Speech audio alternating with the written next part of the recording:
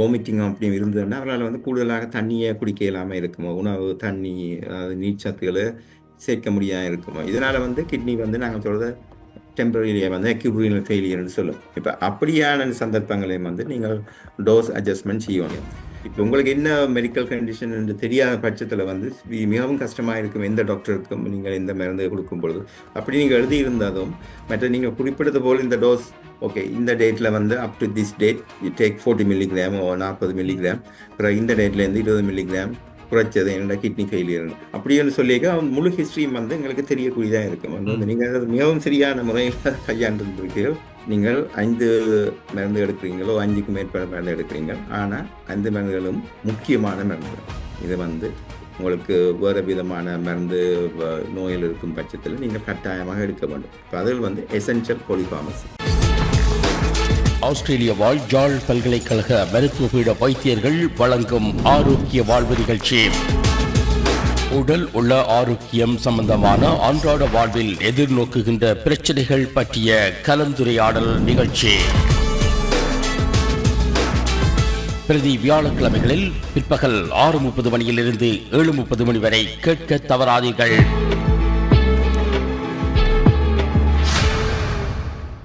யாழ்ப்பாண பல்கலைக்கழக மருத்துவ வைத்தியர்களும் தாயம் தமிழ் ஒலிபரப்பு சபையும் இணைந்து நடத்துகிற இந்த ஆரோக்கிய வாழ்வு நிகழ்ச்சியில் உடல்நல ஆலோசனைகள் வழங்கப்படும்.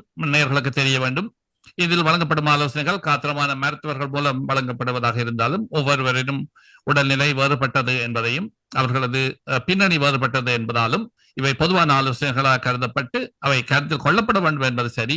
ஆனால் ஒரு நிவாரணம் தேடுகிற போது நிச்சயமாக உங்கள் குடும்ப வைத்தியரை அணுகி அதற்கான ஆலோசனைகளை பெற்றுக் கொள்ள வேண்டும் என்பது நாங்கள் வலிமையாக சொல்லுகிற ஆலோசனை. அந்த வகையில் அதையும் நினைவில் வைத்துக் கொள்ள வேண்டும். இவ்வாறான நிகழ்ச்சிகள் மற்றவர்களுக்கும் பிடிக்கும் என்று தெரிந்தால் தயவு செய்து இந்த நிகழ்ச்சியை நீங்கள் மற்றவர்களோடு பகிர்ந்து கொள்ள வேண்டும். அதே வேளையில் இன்றும் இப்போதும் கூட இந்த நிகழ்ச்சி பகிரப்பட முடியும். தொடர்ந்து முகநூலிலும் யூடியூபிலும் இந்த நிகழ்ச்சிகள் இருக்கும். ஆகவே யாம் பெற்ற இன்பம் பெருக வையகம் என்று சொல்வதைப் போல எங்களுக்கு தெரிந்த விடயங்கள் மற்றவர்களுக்கும் தெரிய வேண்டும் என்ற அடிப்படையில் இவற்றை பகிர்ந்து கொள்ளுமாறும் கற்றுக்கொள்கிறோம். வயோதிபர்களும் மருந்து பாவனைகளும் என்ற தலைப்பில் medicine use in older people என்ற தலைப்பில் டாக்டர் ஜோய் மேரிதாஸ் மற்றும் டாக்டர் பீட்டர் குருசுமுத்து ஆகியோர் எங்களோடு இணைந்து பேசிக் கொண்டிருக்கிறார்கள். 2 விடயங்களின் அடிப்படையில் இந்த உரையாடல் இருக்கிறது. ஒன்று, பயன்படுத்துகிற மருந்துகள் உடலில் எந்த விதமான பாதிப்புகளை அல்லது ஒவ்வாமைகளை அல்லது ஒன்றுடன் ஒன்று அவை முரண்பட்டு போகிற போது வரத்தக்க பிரச்சனைகளை பேசும். அதே வேளையில் மறதி அல்லது ஆற்றாமை அல்லது ஆதரவின்மை போன்றவற்றினால் மருந்துகளை பயன்படுத்துவது அல்லது பயன்படுத்தாமல் விடுவது, நினைவு குறைவு காரணமாக பயன்படுத்த வேண்டியவர்களை பயன்படுத்தாமல் விட்டு அதனால் வருகிற சிக்கல்களும், சில தடவைகளில் ஓவர்டோஸ் என்று சொல்லப்படுகிற ஒன்றுக்கு மேற்பட்ட தடவைகளில் ஒரே மருந்தை எடுப்பதன் மூலம் வருகிற சிக்கல்கள் குறித்தும் எல்லோரும் கவனமாக இருக்க வேண்டும் என்பதும், அதற்காக ஆஸ்திரேலியா மற்றும் வளர்ந்த நாடுகளில் எந்த விதமான முயற்சிகள் எடுக்கப்படுகின்றன என்பதும் நாங்கள் இதுவரை பேசியிருக்கிறோம். நிறைய விடயங்கள் இந்த தலைப்பில் பேசப்பட இருக்கின்றன. அந்த வகையில் மீண்டும் டாக்டர் ஜோய் மேரிதாஸ் மற்றும் டாக்டர் பீட்டர் குருசுமுத்து ஆகியோர் இந்த உரையாடலை தொடர்பார்கள். வாருங்கள் டாக்டர்ஸ். நன்றி டாக்டர் பாலா. அதாவது டாக்டர் பீட்டர் கூறினார், அதாவது உடல் தொழிலியல் மாற்றங்களினால் பல பக்க விளைவுகள் ஏற்படுகின்றன. அதே போல சில வருத்தங்கள், அதாவது மெடிக்கல் கண்டிஷன்ஸ், அவையும் ஒரு மருந்தின் தொழிற்பாட்டின் மாற்றத்தை ஏற்படுத்தும். அவ்வாறு ஏதாவது உடல் வருத்தங்கள் உள்ளனவா? நிச்சயமாக நாங்கள் முதல் குறிப்பிட்டது போல இது ஒரு முக்கியமான ஒரு கேள்வி. இப்ப நீங்கள் சில மருந்து வருத்தங்கள் இருக்கும் பட்சத்தில் வந்து நீங்கள் வந்து கட்டாயம் வந்து நீங்கள் எடுக்கிற மருந்துகள் டோஸ் வந்து மாற்றப்பட வேண்டும். இப்போ அதில் முக்கியமாக குறிப்பாக சொல்ல வேண்டும் என்று சொன்னால் கிட்னி ப்ராப்ளம், கிட்னி ஃபெயிலியர் உரியவர்களை வந்து எடுக்கிற மருந்து வந்து சில மருந்துகளை நீங்கள் ஒரு கிட்னி ஃபங்க்ஷனை பொறுத்து டோஸ் குறைச்சி கொடுக்கலாம். சில மருந்துகளை வந்து நாங்கள் கொடுக்கவே இயலாமல் இருக்கும். அப்போ கிட்னி வியாதிகள், கிட்னி ப்ராப்ளம் இருக்கிறவர்கள் வந்து சிறுநீரக பிரச்சனைகள் இருக்கிறவர்கள் வந்து நீங்கள் கட்டாயம் வந்து நீங்கள் சொல்லணும், எந்த டாக்டர்கிட்ட போய்க்கும் எனக்கு கிட்னி ப்ராப்ளம் இருக்குது, கிட்னி ஃபெயிலியர் இருக்குது சொன்னால் அவர்களை வந்து உங்களுக்குரிய மருந்துகளை வந்து அதற்குரிய டோஸிலையும் சரியான மருந்துகளையும் தருவார்கள். நீங்கள் அதை சொல்லாத பட்சத்தில் வந்து இப்போ நீங்கள் ஒரு புது டாக்டர்கிட்ட போனால் ஜிபிட்ட போய்க்க அவர் வந்து அது உங்களுக்கு தெரியாது. ஈவன் இப்போ கொமனாக வந்து நாங்கள் பார்க்கிற இப்போ மருந்துகள் நான் சொன்ன மாதிரி டயரோட்டிக்ஸோ இல்லாட்டி கொமனாக கொடுக்குற பெயின் கில்லர்ஸ் அல்லாட்டி இப்போ நாங்கள் கோவிடுக்கு எடுக்கக்கூடிய மருந்துகளை வந்து நிச்சயமாக வந்து கிட்னி ப்ராப்ளம் இருக்கிற ஆட்களில் வந்து டோஸ் வந்து அட்ஜஸ்ட் பண்ணணும், சில மருந்துகள் கொடுக்க இயலாமல் இருக்கும். ரெண்டாவது இது வந்து லிவர் ஃபெயிலியர். இப்போ லிவர் ஃபெயிலியர் வந்து காமனாக இருக்குமா இருக்கு. இப்போ அல்கோஹால் எடுக்கிற ஆட்களையும் இருக்கலாம், இல்லாட்டி வேறு விதமான கண்டிஷனில் வந்து லிவர் பாதிக்கப்பட்டிருந்தா அதற்குரிய மருந்துகள் வந்து சில மருந்துகள் வந்து தவிர்க்கப்பட வேண்டும். இப்போ அதனாலேயும் வந்து பிரச்சனையாக வரும். மூன்றாவது வந்து இப்போ உங்களுக்கு கிட்னி பிரச்சனை இல்லாட்டில் ஃபார் எக்ஸாம்பிள் இப்போ உங்களுக்கு வந்து ஒரு ஒரு டயரியா போன்ற ஒரு வந்ததுண்டா, அல்லது நீங்கள் ஒரு என்ன ஒரு கண்டிஷனாலே ஒரு டீஹைட்ரேஷனாக போனீங்கன்னா உங்களோட கிட்னி இந்த ஃபங்க்ஷன் வந்து ஒரு அக்யூட்டாக வந்து பாதிக்கப்படும், ஒரு அக்யூட் ரீனல் ஃபெயிலியர். இப்போ அந்த நேரங்களையும் வந்து உங்களோட மருந்துகள் நீங்கள் நார்மல் எடுக்கிற மருந்துகளை வந்து டோஸ் வந்து குறைக்கப்பட வேணும். இப்போ அப்படியான விஷயங்களையும் வந்து நீங்கள் கவனமாக இருக்கணும். இப்போ இப்போ கூடுதலாக இப்போ ஒரு யங்கர் பீப்புளில் வந்து இந்த டீஹைட்ரேஷனால் வந்து கிட்னி பாதிக்கப்படுற அளவு சான்சஸ் குறையும். ஆனால் இப்போ எல்டர்லியில் வந்து ஒரு ஒரு டயரியா வந்து 4-5 நாளைக்கு இருக்கும் பொழுது அவர்களால் வந்து வாமிட்டிங் அப்படி இருந்ததுன்னா அவர்களால் வந்து கூடுதலாக தண்ணியை குடிக்க இல்லாமல் இருக்குமோ, உணவு தண்ணி அதாவது நீர்ச்சத்துக்களை சேர்க்க முடியாமல் இருக்குமோ, இதனால் வந்து கிட்னி வந்து நாங்கள் சொல்கிறத டெம்பரரியாக வந்து அக்யூட் ரீனல் ஃபெயிலியர்னு சொல்லும். இப்போ அப்படியான சந்தர்ப்பங்களையும் வந்து நீங்கள் டோஸ் அட்ஜஸ்ட்மெண்ட் செய்யணும். இப்போ இப்போ ஃபார் எக்ஸாம்பிள் வந்து இப்போ நீங்களும் இப்போ காமனான கண்டிஷன் சொன்னீங்களா, இப்போ சில ஆட்களுக்கு இப்போ ஏட்ரியல் ஃபிப்ரிலேஷன் அதாவது இரகுலர் ஹார்ட் பீட்னு சொல்கிற நோய் இருக்கும். அப்படியான சந்தர்ப்பங்களை வந்து நாங்கள் 2 விதமான மருந்து கொடுப்போம். ஒன்று வந்து இந்த ரேட்டை குறைக்கக்கூடிய மருந்து டிஜாக்சினோ இல்லாட்டி மெட்டப்ரோல் அப்படி கொடுப்போம். ரெண்டாவது வந்து பிளட் தின்னர்ஸும் கொடுப்போம். இப்போ வந்து கிட்னி அவர்களுக்கு ஒரு ஏதாவது விதமாக ஒரு தற்காலிகமாக பாதிப்பு ஏற்படும் பட்சத்தில் நீங்கள் டோஸை வந்து மாற்றாம விட்டீங்கன்னா அவர்களுக்கு வந்து டாக்ஸிசிட்டி வரக்கூடிய சந்தர்ப்பங்கள் கூட.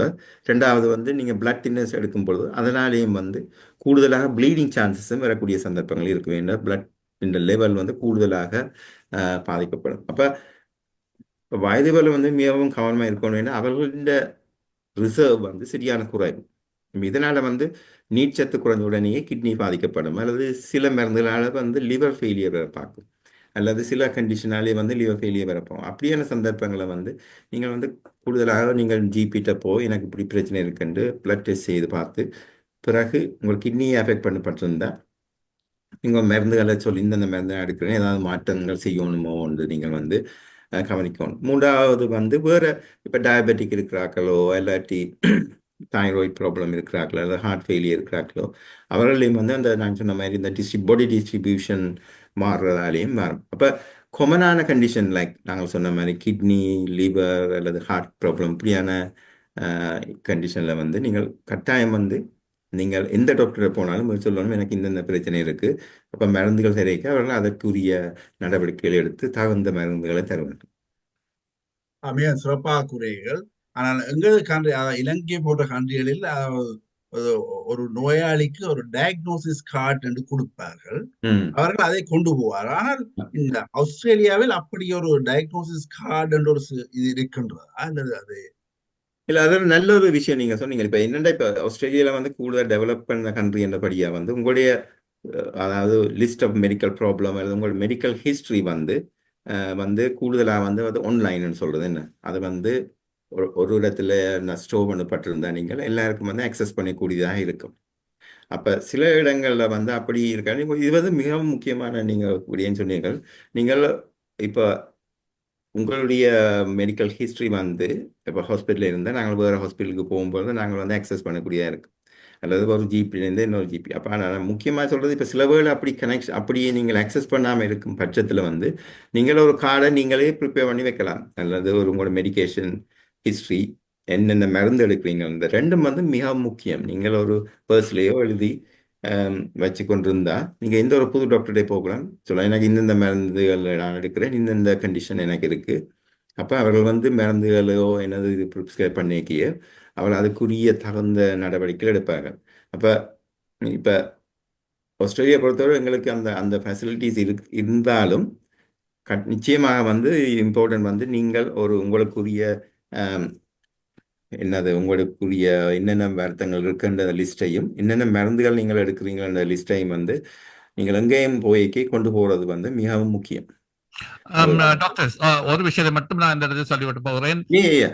சொந்த அனுபவத்தில் இருந்து எனது அம்மாவுக்கு ஒரு 3 ஆண்டுகளுக்கு முன்னர் கிட்னி ஃபெயிலியர் இருந்தது, அல்லது ஒரு அக்யூட் கிட்னி ப்ராப்ளம் இருந்தது. 7 வீதத்துக்கு அந்த கிட்னி வந்தது. அதனால் பல சிக்கல்கள் இயற்கையாகவே வரும். சிரமமான போர்க்காலத்தில் உணவு சிக்கல்களுக்கு ஊடாக பயணித்த காலத்தில் அங்கே வாழ்ந்தவர் என்ற அடிப்படையில் அது இருந்தது. அதே நேரத்தில் ஹைப்பர் டென்ஷன் இருந்தது, நுரையீரலில் ஒரு சின்ன பிரச்சனை இருந்தது. இவ்வாறு வேறுபட்ட பல பிரச்சனைகள் இருக்கிற போது ஒரு யூரோலஜிஸ்ட், ஒரு கார்டியோலஜிஸ்ட் என்று பலர் அந்த விடயங்களை பார்த்து கொண்டிருக்கிற போது நாங்கள் ஒரு பட்டியல் வைத்திருந்தோம். ஒவ்வொரு இந்த மருந்துகள் இந்த டோஸ் மாற்றப்படுகின்றனோ அப்போதும் அதை வெட்டி அந்த டோஸ் மாற்றத்தையும் எழுதி வைத்துக் கொண்டிருந்தோம். பின்னர் ஒரு புதுப்பிக்கப்பட்ட பட்டியல் இருக்கும், ஆனால் பழைய பட்டியல் அப்படி இருந்து கொண்டிருக்கும்.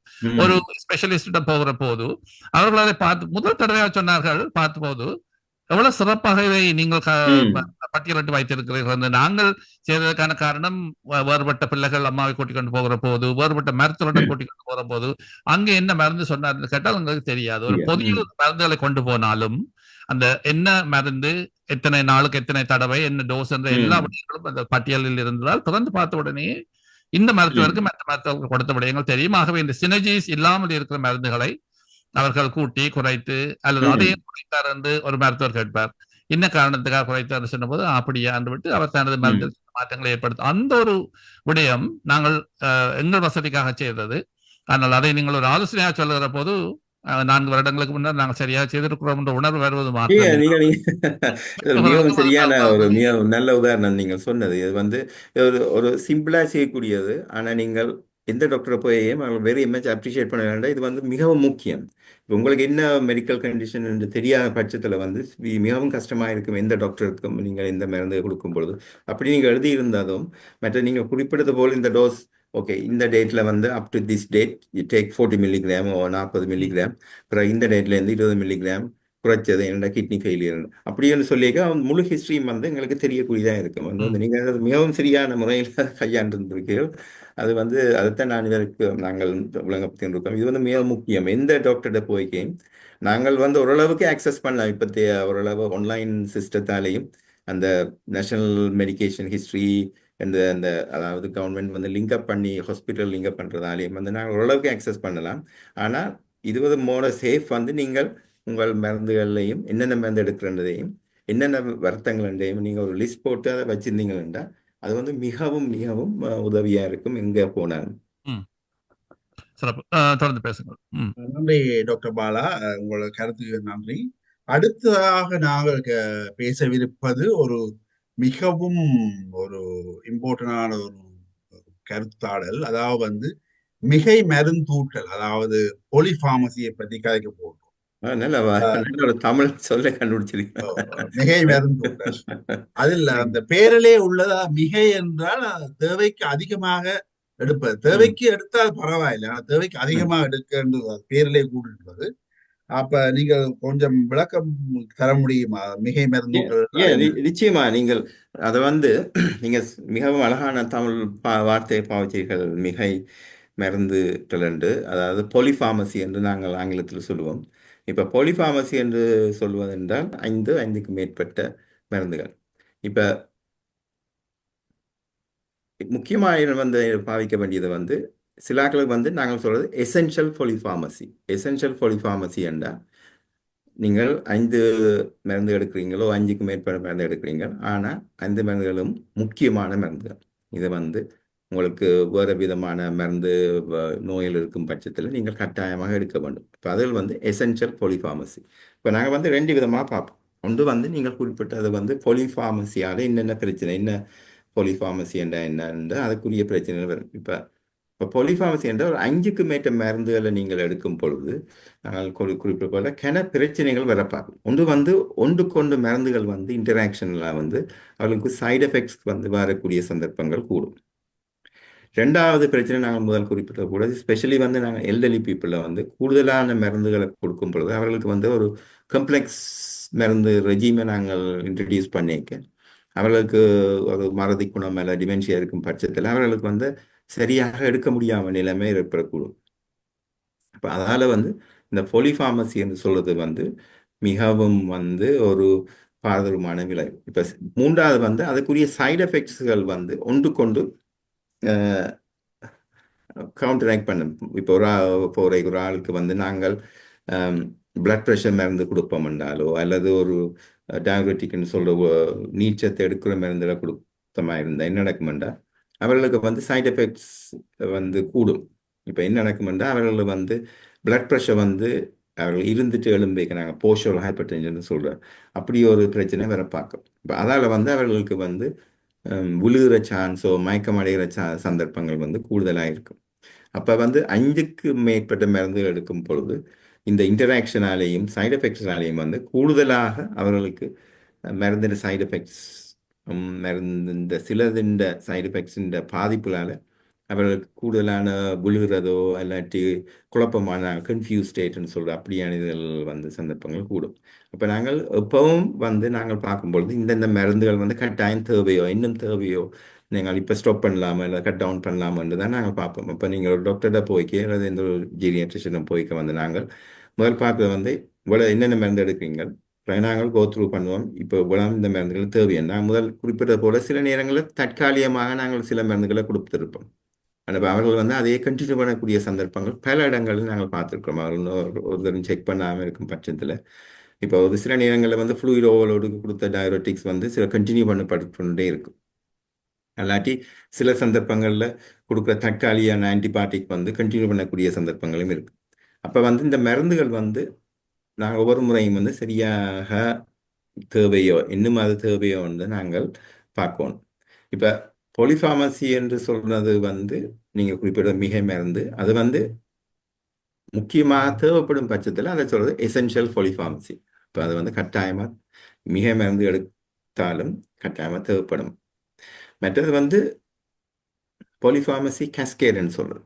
அப்போ அதுக்குரிய காரணம் என்ன, இப்போ சில மருந்துகளை நீங்கள் இருக்கும் பொழுது அதற்குரிய சைடு எஃபெக்ட்ஸ் வரும். அந்த சைடு எஃபெக்ட்ஸுக்கு குறைக்கிறதுக்கு நாங்கள் இன்னொரு மருந்து எடுப்போம்.